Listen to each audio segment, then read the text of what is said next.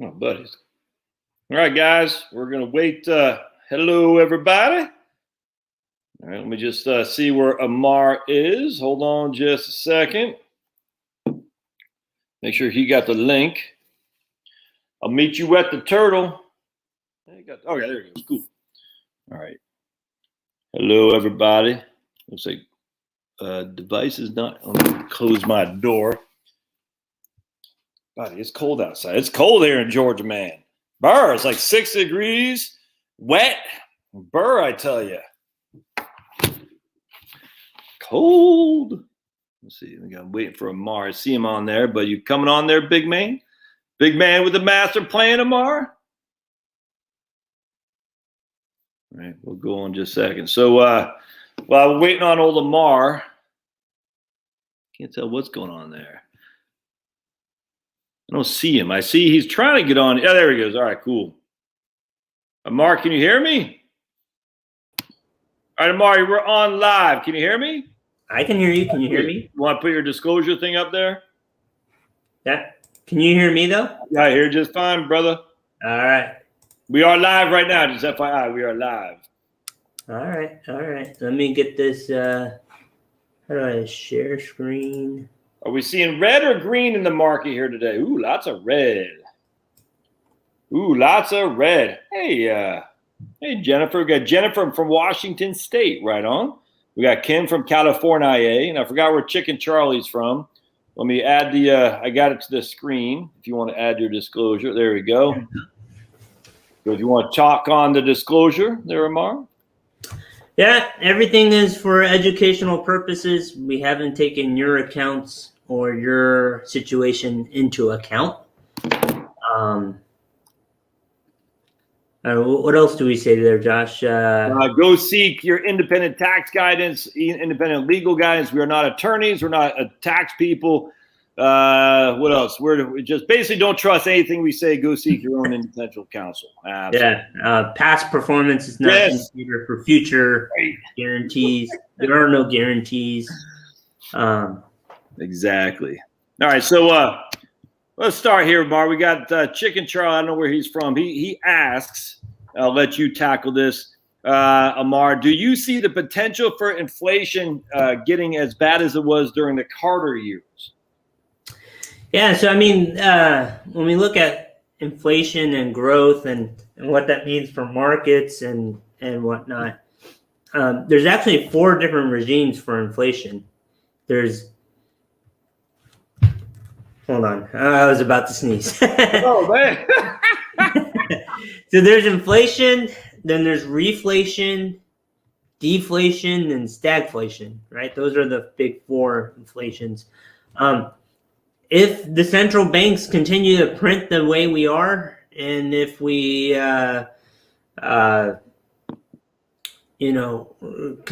continue to print and growth slows down, we may see deflation more than inflation. But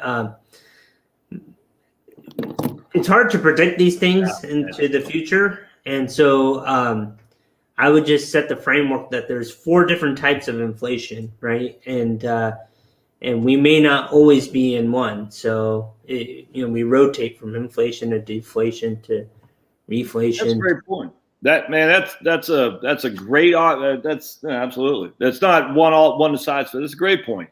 Nothing says you can't have all of them. You know what I'm saying, Amar?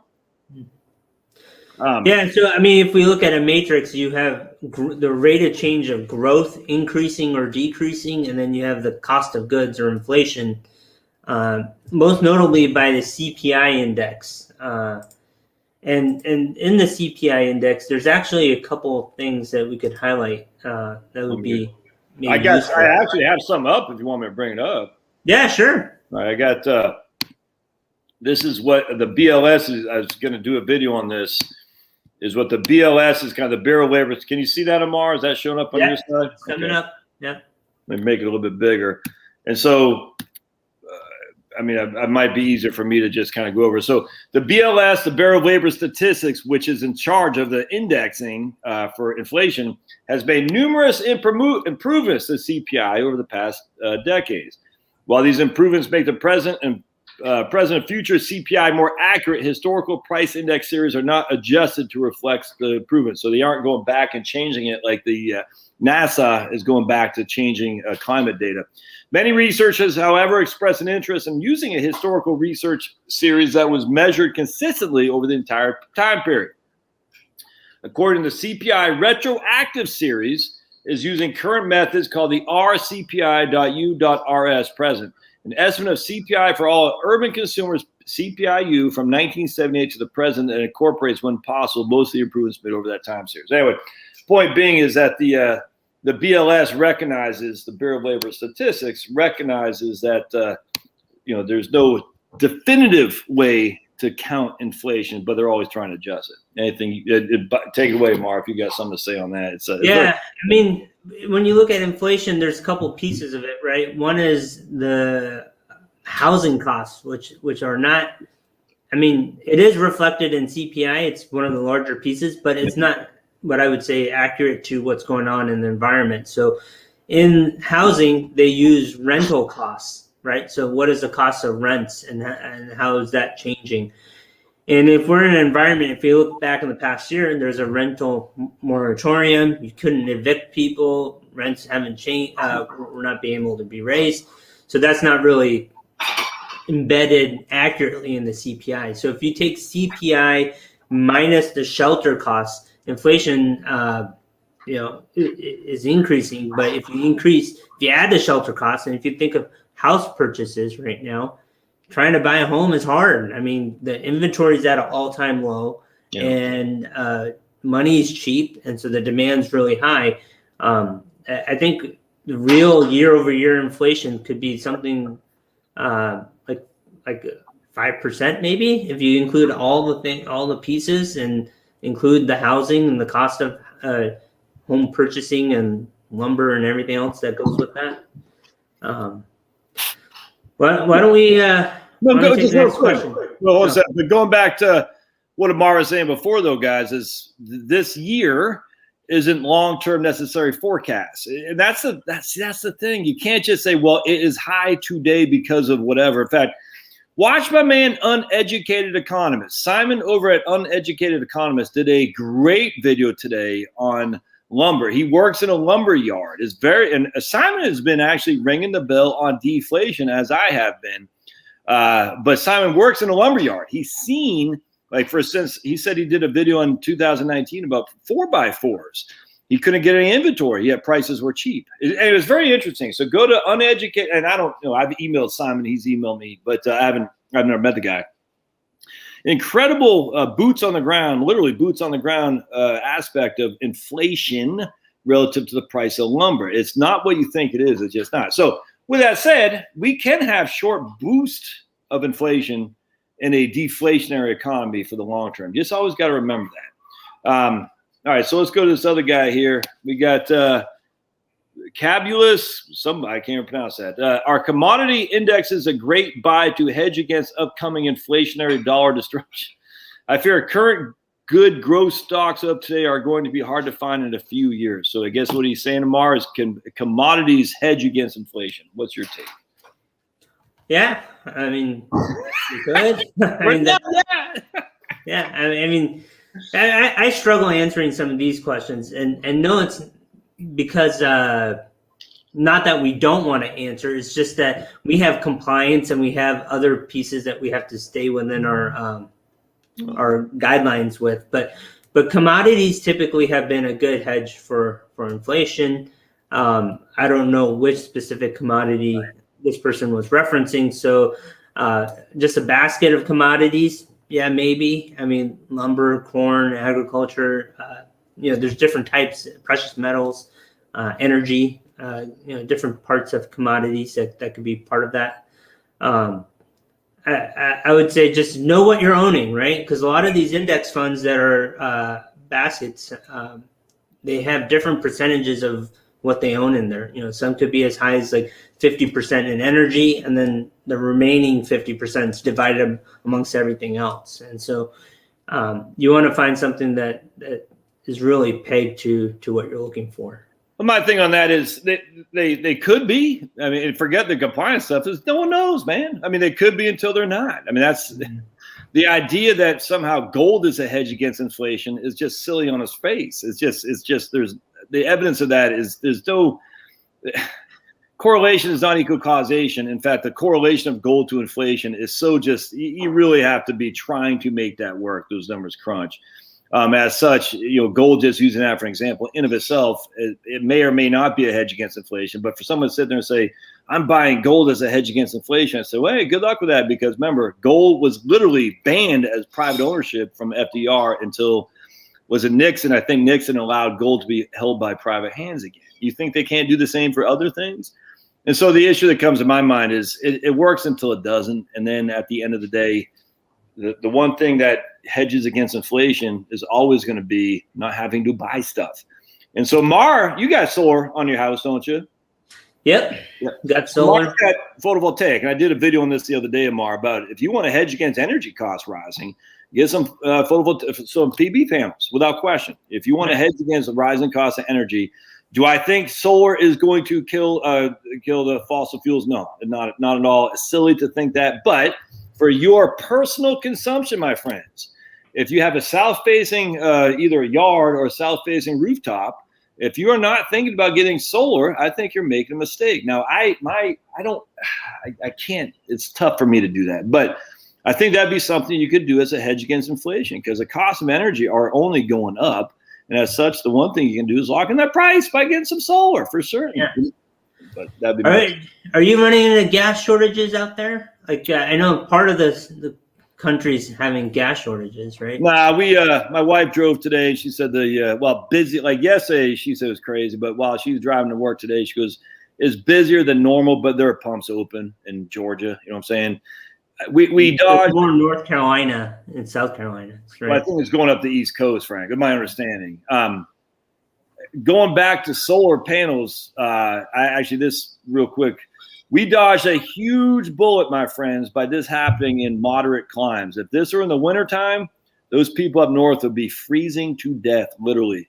And as such, not just solar panels, you better have a wood stove and you better have some wood because I'm telling you, man, it's only going to get worse. Never mind the hacking, but just the lack of Gretchen Whitmer shutting down pipelines in Michigan.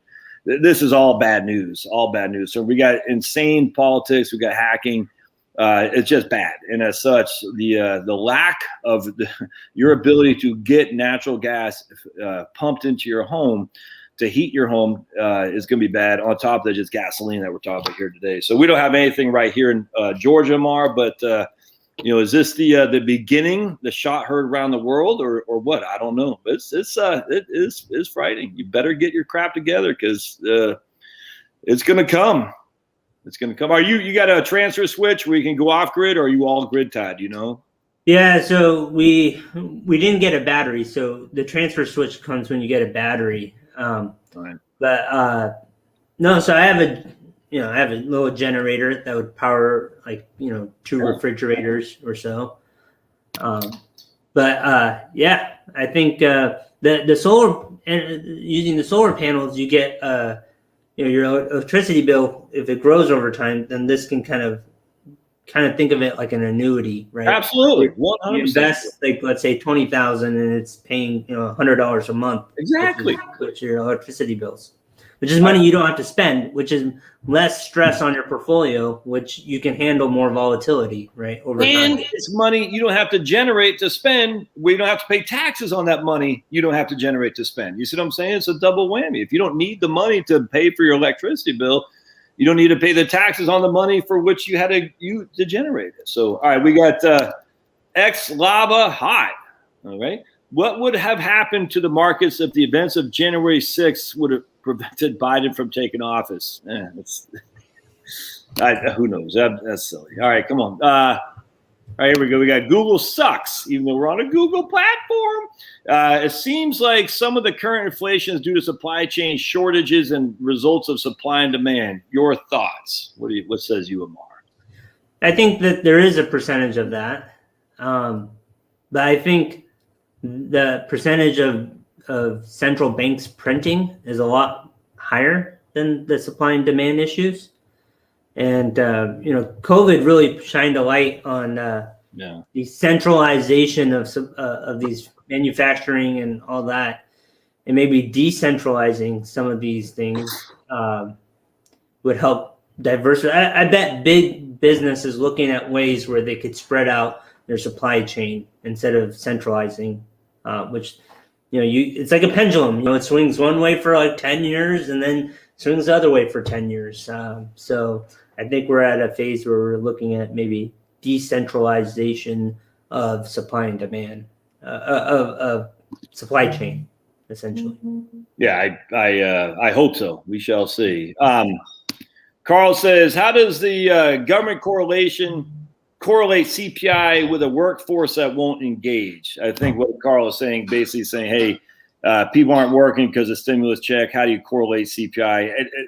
We don't know. We've never been through this. This is what I think, not Carl specifically. I think a lot of people are looking for answers that say, if this happens, that will lead to something. And we've never been through this.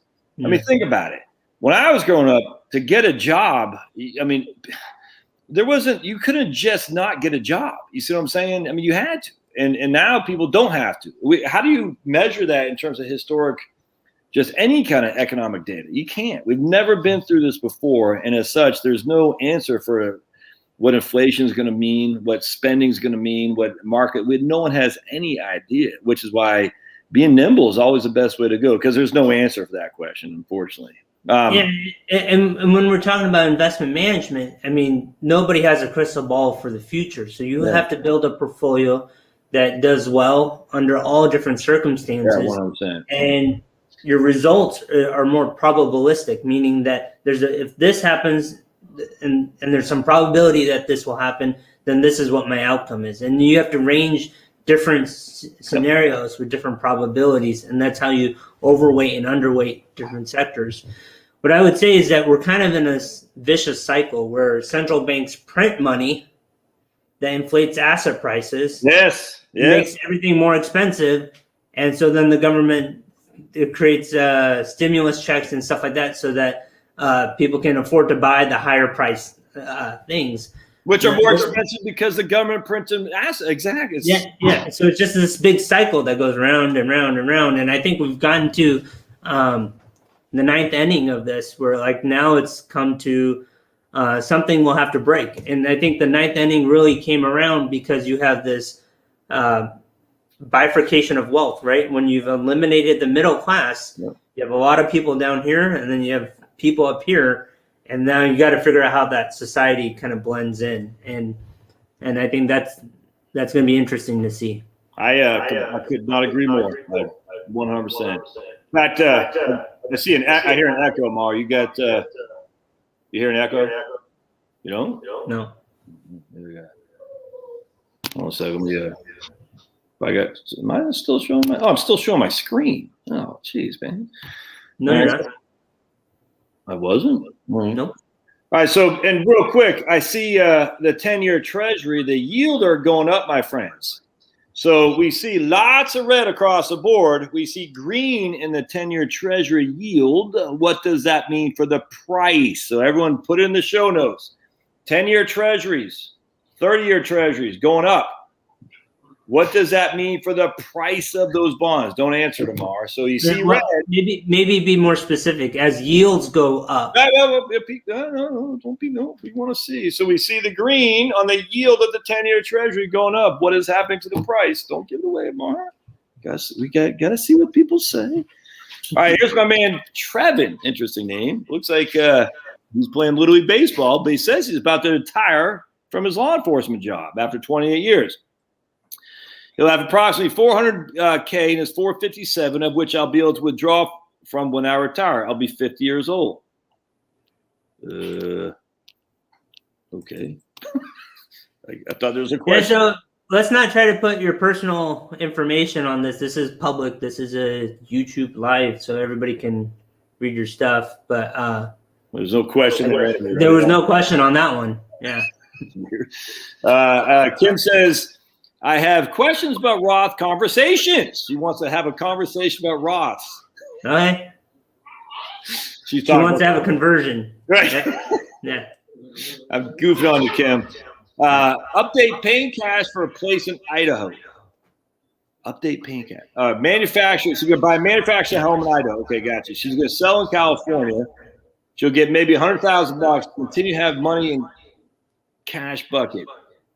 And then she says, is she too old for Roth conversations? I'm just joking. Is she too old for Roth conversions? All right, so she's going to move to Idaho, buy a manufactured home. She'll get $100,000 when she sells her house in California. She still has money in the cash bucket, so basically money for emergency funds, whatnot. Is she too old for Roth conversions, Amar? Take it away. There's I don't know. There's more information needed, but I would say this: nobody is too old for Roth conversion because if you're, let's say you're on the younger spectrum, everybody says that you have time, you can make up those taxes. If you're in the older side of the spectrum, you can use this for estate planning, legacy planning. You know, if you were to inherit money, would you rather have taxable money or tax-free money? Right, and if your tax bracket is lower than your beneficiaries, it may be better as a family for you to do Roth conversions, pay the taxes now, and then have your children have tax-free money when most likely their tax rates may be higher in the future. Couldn't you're never too old for Roth conversions. That doesn't mean you should do them. Just means you're never too old to discuss it and to look at it, Kim. That's all there is to it. Because there's so, like Amar was saying, there's so much going on in the family dynamics. But you're 7 years old. I know you're not. I'm 7 years old, too old. No. My man from India, Amar, Rahul Chatterjee. Are you familiar? Is that an Indian name from Chatterjee, Amar? Like Shah is an Indian name. Does this name ring a bell to your where your folks are from? Yeah, it's probably from North India. Right, because I don't know. Patel's a big Indian name. Where's that for? Like, where's Patel from? What would be part of? That's from Gujarat. That's like from the state that my great grandparents are from. Okay, yeah. Gotcha. And if the dollar undergoes inflation, then what happens to other currencies, especially emerging markets? Like, I mean, this is a good question. Yes. And like we've been saying earlier, there's uncertainty with this because we haven't been in this type of environment. But since all central banks are printing, right, is relative to each other. Yeah. And so depending on how much printing is going on in India or wherever, then you can have some imbalances. One of the things that happens when we devalue the US dollar is other currencies become more attractive. And so that would be part of that. All right. So yes, but a lot of times there's a fight to the bottom of devaluing because remember, Rahul, and all you other guys in here, inflating means a devaluation. I mean, it's the same exact. It's just completely the same thing. So we're inflating the dollar means it's literally being devalued. What is better or more expensive when you're devaluing the dollar? It's more expensive to import items and less expensive to export. Our exports become say again, Amar? Our exports become attractive. Exactly. Drop it. Our exports become hugely more attractive. Now, what are these mercantilistic economies built on? Taiwan, Japan, China. They're built on exporting their stuff to us because of our strong dollar. That's how it works. So if we inflate our currency and devalue it, thank you, they're going to do the same thing because they have to maintain a competitive outlook to export their stuff to us. And so it's in economics, we call it kind of like a race to the bottom. So you deflate, we deflate, you deflate, we deflate, we keep going back and back and back. And that is a risk for sure, especially for countries that are built on exporting goods.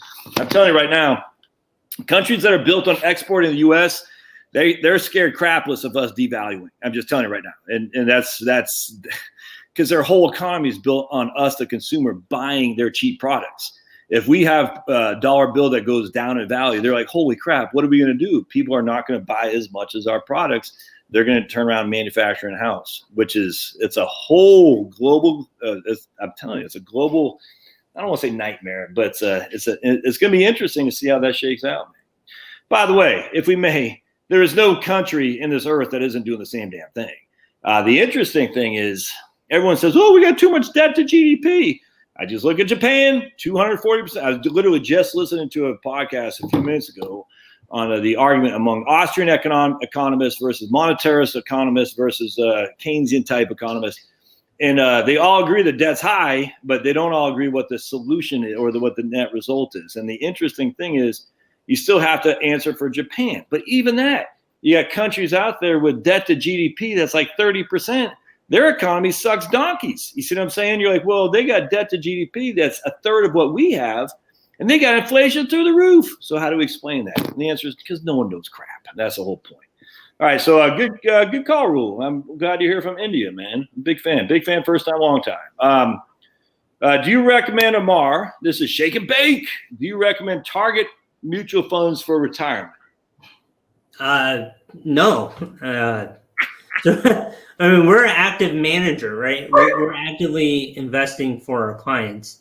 So my first response is no. And let me explain why. I guess there's two big parts to that.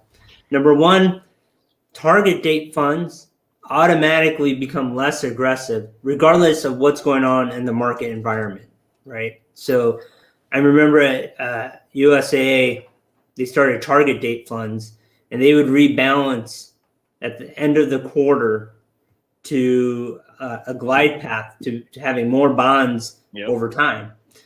Well, this was at a period when bonds were at kind of like now, like zero, right?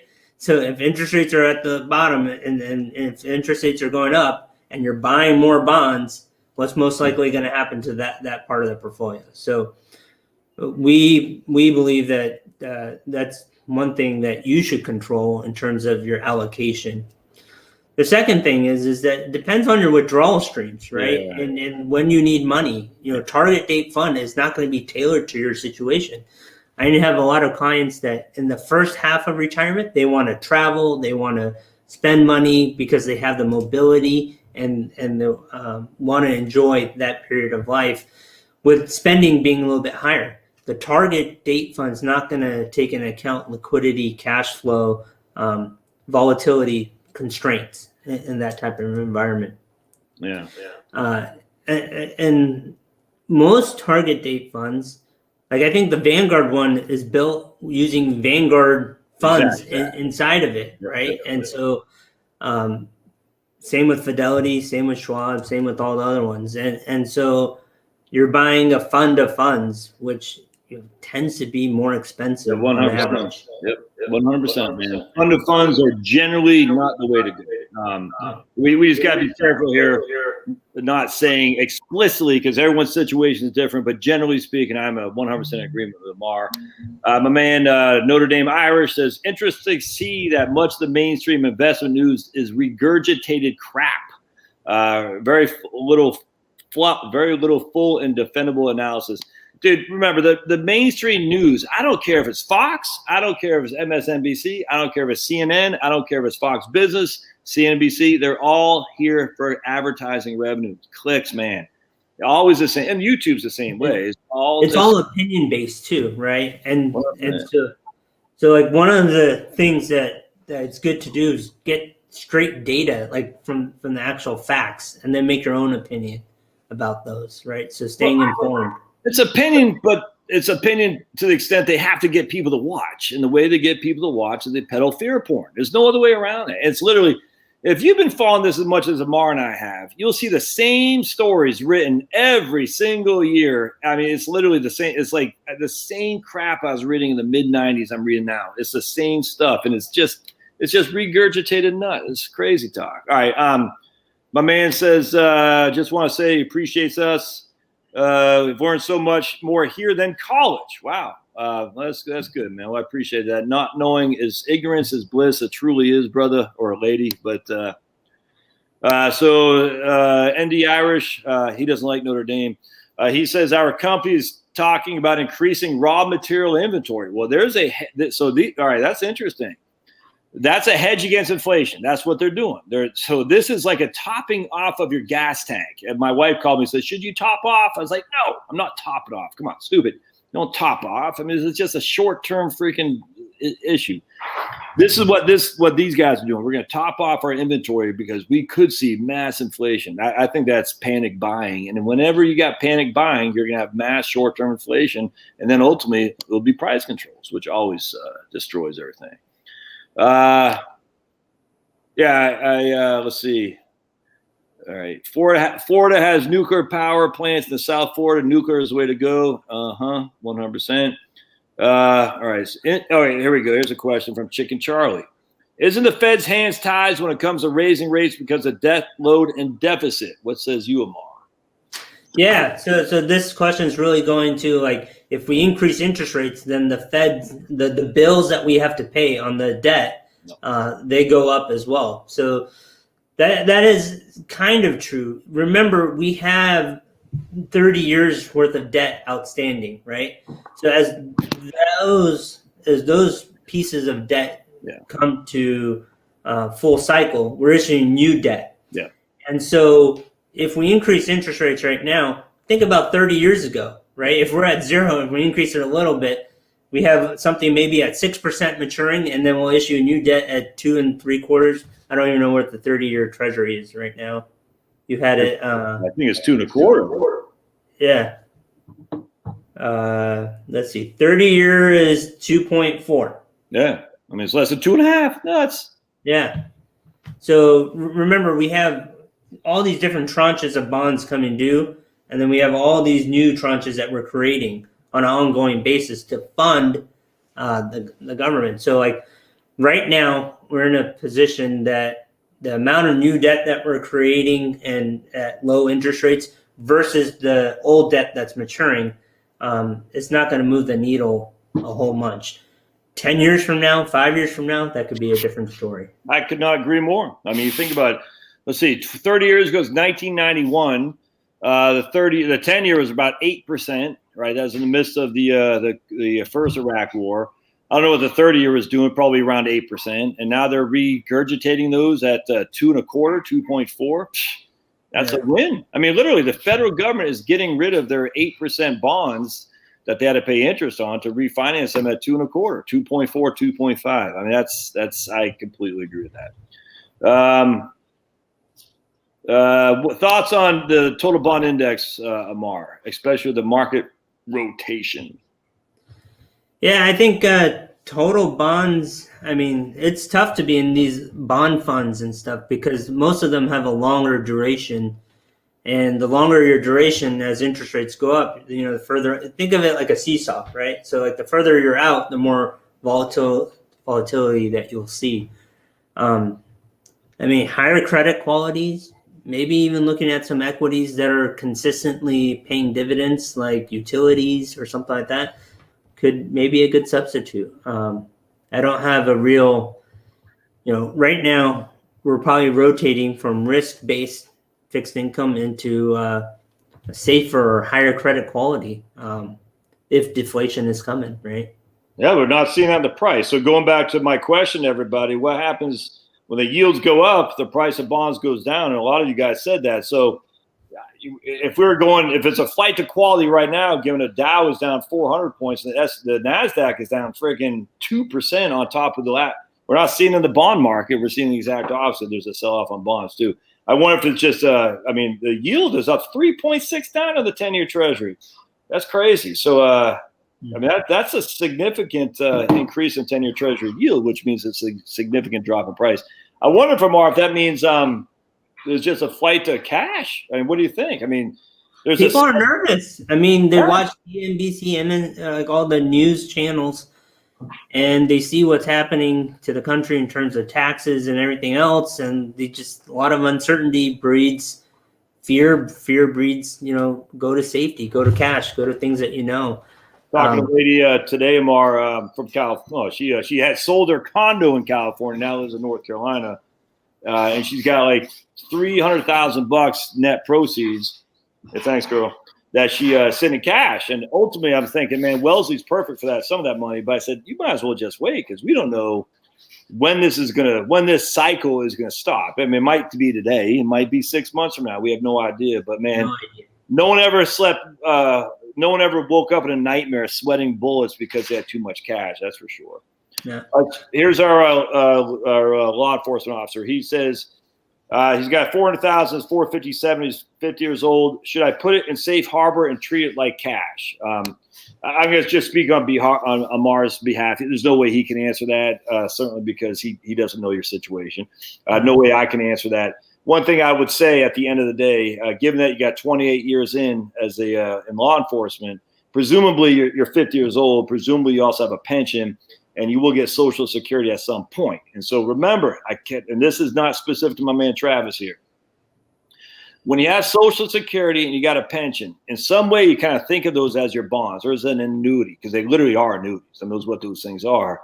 As such, you can think about being a little bit more risky on your assets. I'm not saying Travis should do that. I'm saying at the end of the day, if you have a pension and Social Security, obviously he's not on Social Security now, you can afford, from a just pure economic perspective, to be more risky with your retirement assets than someone who is living solely on their retirement assets. So just keep that in mind. Let's keep going here. You know that question about fixed income? Maybe this. Let me see if I can do this. Do you see my screen? Oh yeah, I'm bringing up. Sweet. Yeah. Oh, cool. Is it Bloomberg? No, this thing's called Coifin. But so like if you look at it right now, year to date, all of the things that are up here, I mean, are kind of inflation connected, right? Floating rate, preferred stocks. Is that okay?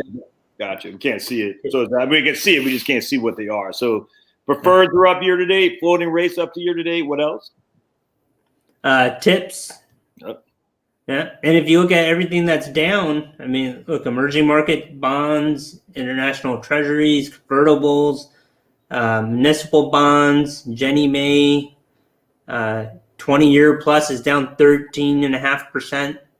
20-year government bond or 20-year just total bond? 20-year government bonds. It's down 13%. Whoa. Year to date. Year to date? Holy crap. Right here, TLT. Woo! It's down 8%. What's Ginnie Mae? What's Ginnie Mae down so far year to date? Let's see that. Ginnie Mae is down 1%. Okay. That's nuts. So, I mean, this kind of going to say that, you know, bonds, like the question was rotation. Well, and we don't know how this is going to rotate, but yeah, I mean, these things rotate. And so if we do go into a deflationary environment, these government bonds may do better in that type of environment. Vino says his mom did a Roth conversion at age of 80. So never too old, Kim. And I know you ain't close to 80. So you can, by all means, you're never too old to do a Roth conversion. Conyer Ron says, Doggy wants to chew and play. Yes, he does. All right, so let's see. All right, what tool system do you see elderly people using to manage distribution investments?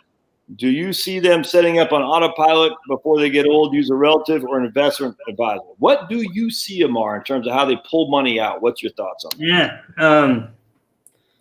So I can talk about how we do it, right? Yeah. I mean, typically there's 4 main strategies. You take a fixed dollar amount out, take a fixed percentage. You know, a lot of people talk about the 4% rule. Yep. Then there's a hybrid version of these and so forth. What we do is to kind of, you know, the big variable in financial planning and retirement planning is longevity, right? We don't know how long we're going to live. And so we want to maximize the alignment between what's important to you, your financial goals, and your actual behavior. And by aligning those 3, we're able to kind of plan and spend money today on things that are important to you today, right? And not have any regret later in life. And so how we manage cash flow is having a set amount for essential expenses, right? And then we have a variable amount that's based off discretionary expenses, based off what you want to do, right? And building that is done by connecting, things that are important. Who do you want to do those things with? How much does it cost? What's the next best step? And so some years it may include travel. Some years it may include, rebuilding part of the house or whatnot. And those are different expenses. And you can't factor those expenses, or it's very difficult to factor those expenses in if you're taking a fixed dollar amount out, or if you're doing a 4% rule or anything else like that, for systematic withdrawals. So really what I would say is that there's two ways that I think is most beneficial to clients. One, and both of them have an essential base level of expenses, right? So if you know what your essential expenses are, then you can kind of factor in how much is going to be covered by Social Security, pensions, etc. The other part is either figure out what things you want to do, because those are going to be episodic, right? Or sometimes you're traveling, sometimes you're doing home improvement, sometimes you're helping grandchildren, children with their kids. And sometimes those things are going to be, a bigger variable and you don't know. And you just want to know, what is the max that I can spend this year on discretionary items that won't break my retirement plan. So that's kind of how we do it. We'll look at those two as predominantly for all of our clients. People that really want that engagement will really define what's important to them, create financial goals or experiences around that, and actually make sure that behavior happens. Here's a good question, Mark, from Rahul. Yeah, I'm echoing. You don't got me on a. You don't hear an echo? Why would it be echoing? Huh? Oh, you don't have me on two screens on your neck of the woods?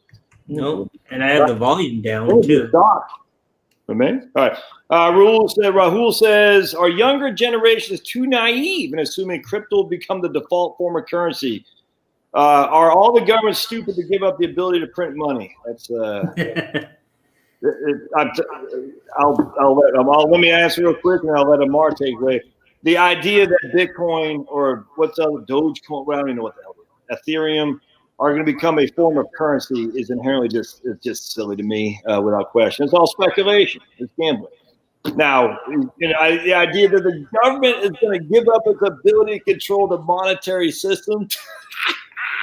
You know what they're going to do is give me an e-dollar, and they're going to make Bitcoin illegal. It's a counterfeit. That's what's going to happen if they're truly going to replace the currency without the auspices of the federal government. Give me a break. It's not, so I'll go underground. So anyway, anything you want to add to that, Amar? I just find the whole thing absurd, but you go ahead. Yeah, I mean, I'm not an expert at cryptocurrency or anything like that, but the two things I do know is that, the credit quality of the U.S. dollar is because the U.S. government is known to pay its debts, right? Yeah. And so it has a taxing ability and it has the military, right? If you don't have those two behind a currency, I mean, it's valuable right now because that's what people want. But what about later on? Will people still want it? I mean, I don't know. And the other thing is that I believe that all of these cryptocurrencies are denominated in U.S. dollars. That's exactly. And so, like, that's right. that you can't be decoupling if you're based off of a currency. How much is your Bitcoin worth? One Bitcoin. What does that mean? Well, it's $50,000. Inherently, kaboom, we're done.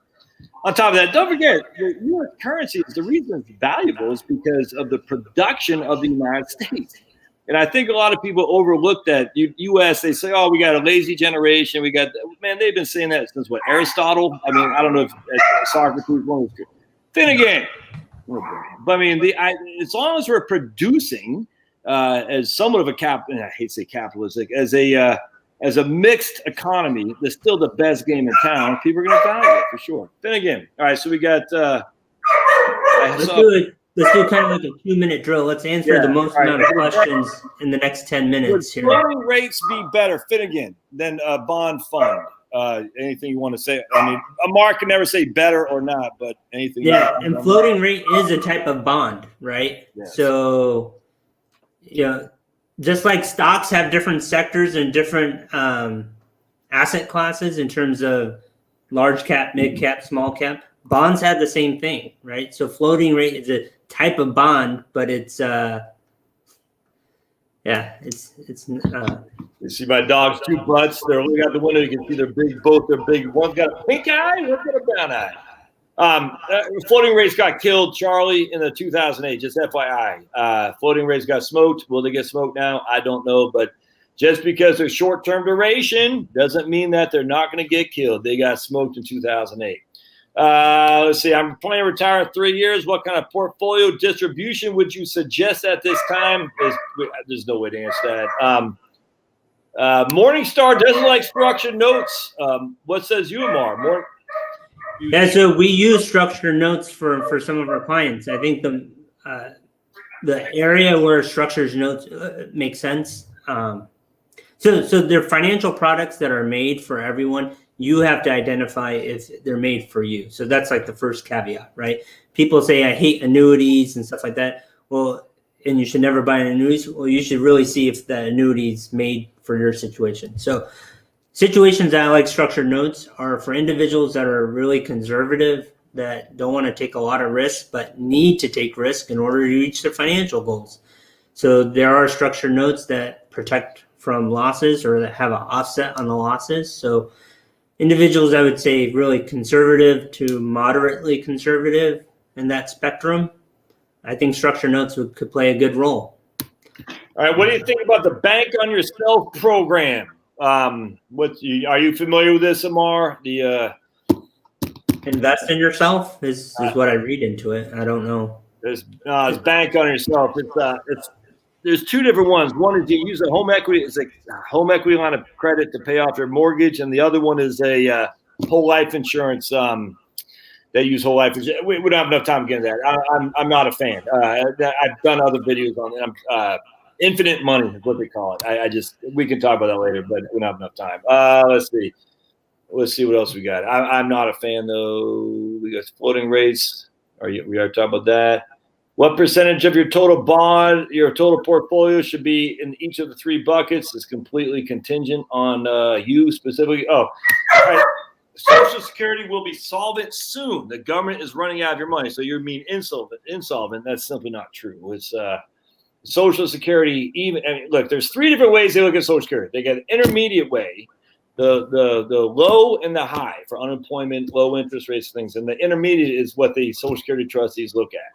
Even on an intermediate, which assumes a 5.5% unemployment rate for the next 75 years, Social Security has enough money from payroll tax to pay 77 cents on the dollar. Stop this idea of Social Security being insolvent, because people think that means it has no money. It simply is not true. It ticks me off because people hear it's going to be insolvent. No, it's not. It still has enough to pay 70 cents on the dollar at the intermediate rate, assuming a 5.5% unemployment.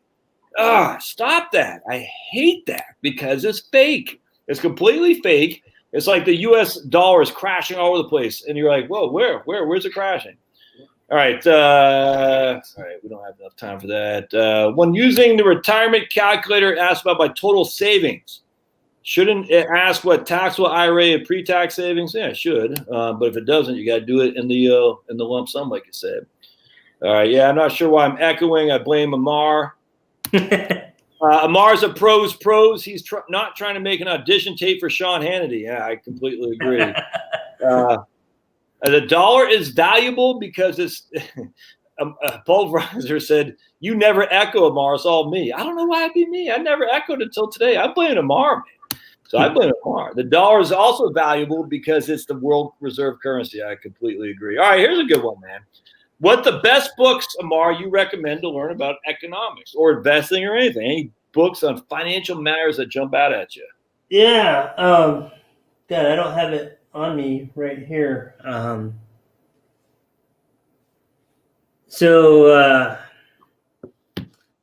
forgot what the book's called.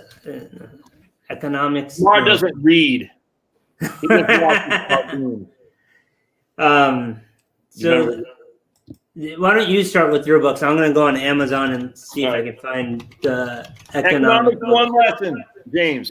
Henry Hazlitt, first and foremost. Economics in one lesson. You got Karl Menger, Principles of Economics from Karl Menger. Now, these are Austrians, all right? Austrians, very controversial because they don't believe the monetarists, which is Milton Friedman, and they certainly don't believe in the Keynesian. Actually, it's interesting because a lot of the private banking people, i.e., essentially banks can issue their own debts and whatnot, I mean, their own currencies and stuff, would kind of fall into the Austrian economics, but I don't think so as much as what people tend to think. Anyway, but this is number one, Economics One Lesson by Henry Hazlitt. You read that. And then Frederick Bastiat, he's an old French economist from the 1800s, Bastiat. If you read anything from Frederick Bastiat, you will be better for it. That's just a fact. Psychology of Money is a good one. I sometimes give that to clients. I mean, it depends, like, what type of books, because, like, The Misbehavior of Markets is a good one for investing. Yes. Mark, keep talking. Yes. I also like, sometimes when you're doing financial planning and estate planning and retirement planning, you're trying to make decisions. So there's one that's called, there you go. Mandelbrot, The Misbehavior of Markets, right here, 100%. A fantastic book. Oh, my goodness. And once you read that, you'll realize why, like, sometimes, buy and hold, it talks about, like, how markets are not efficient, sometimes. Right. Yeah, so it's a good book. It's kind of hard to read. I mean, I had to read it 2 or 3 times. There's a lot of math involved in that book. So, like, for instance, one chapter, By the Toss of a Coin or the Flight of an Arrow. And I'm not going to get into it. And, and the C. Nicholas Taleb, actually, he's out. I found about Mandelbrot, but all his books, the Inserto is what he has his 4 books and, like, one big thing, the Inserto. And lastly, I would read Leonard Read's I Pencil. Now, these are just pamphlets with the Bastiat, Leonard Read I Pencil. That's another one because it says the basic economics of how to build a pencil. And then you'll run for the hills anytime you have a guy says, we can manage the economy from a top down, because it's insane. What is Seen and Unseen? There you go, right on, D. What is Seen and Unseen by Bastiat? All right. Amar, do you endorse, that's a strong word, but what do you think of Ramsey's get out of debt, try to get out of debt? I don't even know what it is. You've heard of Dave Ramsey? I've heard of Dave Ramsey. I don't know much about it. All right, so basically Dave Ramsey has a strategy of getting out of debt. You basically eat beans and rice until you're out of debt. I don't think you have to go that far. I think the whole point, in my opinion, isn't so much that you got to rob yourself of current pleasures, but you got to understand where your expenditures go. No one has any idea where their spending goes, and as such, it should shock anybody that they're going on in a debt. Yeah, debt is not necessarily bad as long as you manage it appropriately. There are people that have a ton of debt, and that debt buys them leverage, and they've been able to grow their assets. The problem is if you take on too much risk, right? You take on too much debt, then you're increasing your risk. And so, paying down your debt, reducing your percentage of debt to assets, I think is good. Last one is it advisable to apply HELOC prior to less than a year retirement? I'm not sure what you mean by apply. Yeah, sure. I think you have to apply for a HELOC. It's not automatic. For one. Okay. Yeah. Apply for one. And typically, for clients, while you're working, refinancing, getting a car loan, all that stuff is a lot easier because it's based off of income rather than assets. Some mortgages, they won't even give you the best rates. Even if you have $20 million in the bank account, it's just they're all based off of income predominantly. The industry is. HELOC, Jeremy, is a home equity line of credit. Always if you're going to stay in your house, always get a home equity line of credit before you retire, because that's when your cash flow is. And that's when the bank will say you have what's called debt to income ratios that are met by your current cash flow. So what happens is if your DTI is too high, usually it's above 40% for home equity line of credit, they won't approve you. And if if you have no income because you're only living on Social Security, good chance that your debt to income will be quite high. So, all right, Mark. Peak earning years too. For most people, right before they retire, they're at their peak earning years, right? Like, so it'd be really, really good numbers. Before we end, just don't forget to subscribe to both of our channels. Yeah. So that Mars is client. Go ahead, Mark. Keep going. Client First Capital Learning is my channel, and Client First Capital Learning is Amar. Please do subscribe, man. I mean, how many subscribers you're on right now? Like 330 or so. All right, try and get Amar to get that 1,000 so he can get that sweet YouTube money, my friend. So subscribe.